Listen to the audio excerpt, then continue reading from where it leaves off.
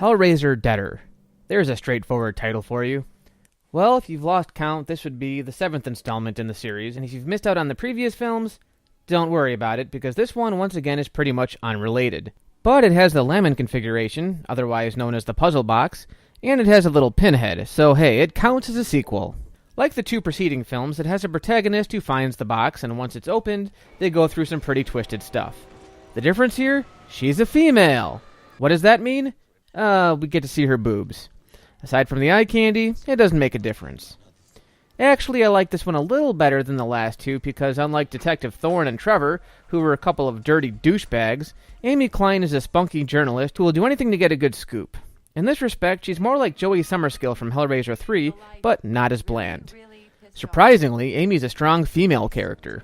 As they mention a couple of times in the film, she's got this weird self-destructive thing going for her. You got this fucked up self-destructive thing going on. I got that fucked up self-destructive thing going on. She also kind of gets treated like she's some prodigy, since everyone keeps referring to her by her full name. Amy Klein. Amy Klein. Amy Klein. Amy Klein. Amy Klein. If you've seen the last two films, you know what to expect. But another thing this one has going for it is that it doesn't feel as monotonous. Amy sees some pretty messed up stuff. We find pretty early on that she was raped by her father as a child, but the film doesn't have us chasing our tails the whole movie either. It isn't a series of, oops, I'm dead, now I'm not. Oops, I'm dead, now I'm not.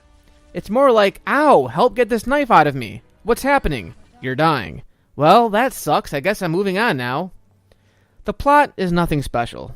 Amy's sexually harassing boss gets a tape where a girl commits suicide and is then brought back to life by the leader of a gang called the Deaders.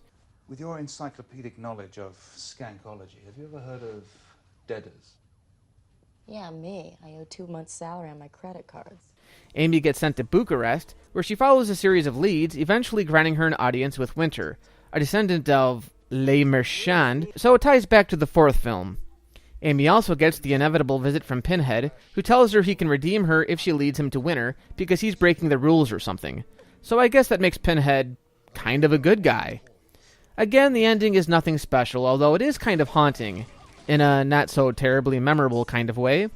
That being said, I found the characters to be a little more interesting, and the scenes on the subway train are pretty cool. Yeah, one of Amy's leads is a gang of sex addicts that live on a subway train. I have to admit, I've never seen that before. And this guy cracks me up. I need you to help me. Help you with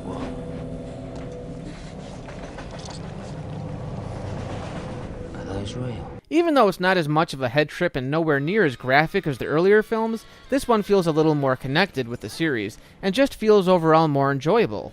It's not a classic, but it's very much watchable. I'm giving this one 2.5 kinda dead chicks.